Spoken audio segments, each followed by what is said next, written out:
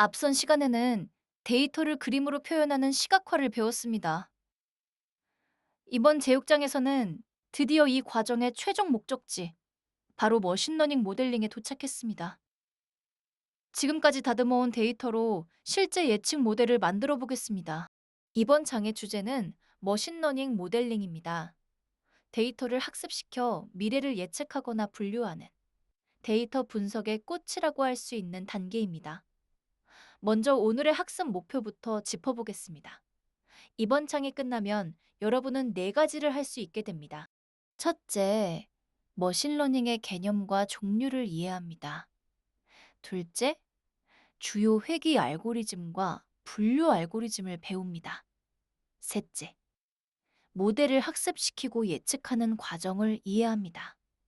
넷째, 성능 평가 지표를 익히게 됩니다.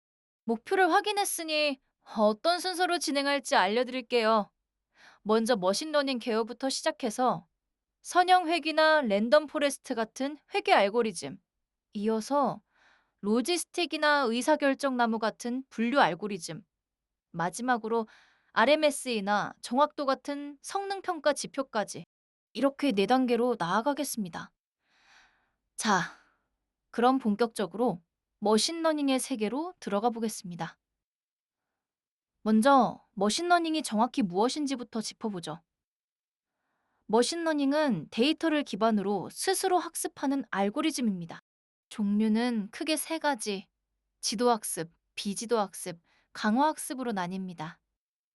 우리 시험에서는 이 중에서 정답이 있는 데이터로 배우는 지도학습, 그 중에서도 회귀와 분류 위주로 출제되니 여기에 집중하시면 됩니다. 머신러닝의 전체 흐름을 한번 정리해 보겠습니다. 먼저 데이터를 불러오고 결측치를 제거하는 전처리를 하고 독립변수와 종속변수를 분리합니다. 그 다음 인코딩을 하고 훈련용과 테스트용 데이터로 나누고 스케일링을 합니다. 그러고 나서 모델을 만들어 훈련시키고 마지막으로 예측하고 평가합니다. 사실 이 흐름은 앞선 장들에서 배운 내용들이 하나로 이어진 겁니다.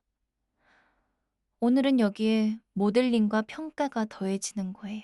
먼저 회귀 알고리즘입니다. 회귀의 목표는 연속형 값, 즉 숫자를 예측하는 것입니다. 대표적인 알고리즘으로는 선형 회귀, 의사결정나무 회귀, 그리고 랜덤 포레스트 회귀가 있습니다. 예를 들어 펭귄의 체중이 몇 그램일지 맞히는 것 같은 문제가 회귀에 해당합니다. 다음은 분류 알고리즘입니다.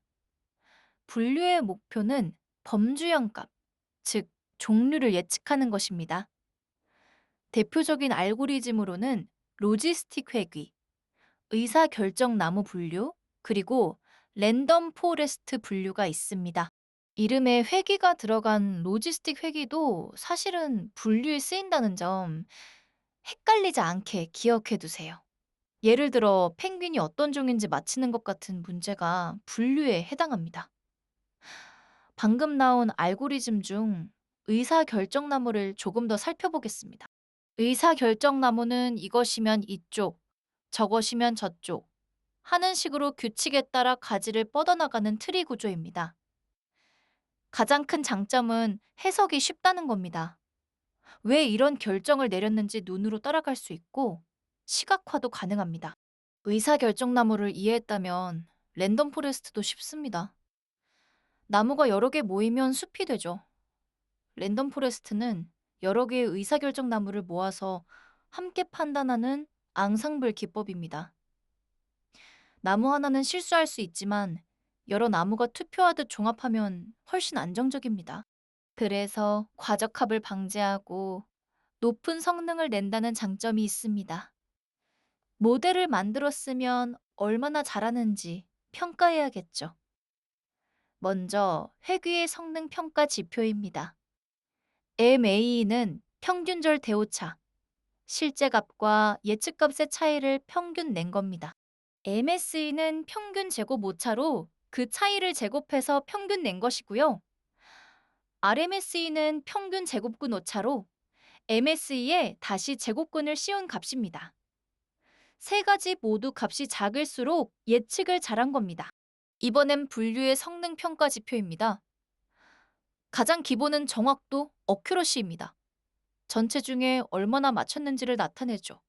그 외에도 정밀도인 프리시전, 재현율인 리콜, 그리고 이 둘을 종합한 F1 스코어가 있습니다. 그리고 컴퓨전 매트릭스는 어떤 걸 맞히고 어떤 걸 틀렸는지 표로 한눈에 보여줍니다.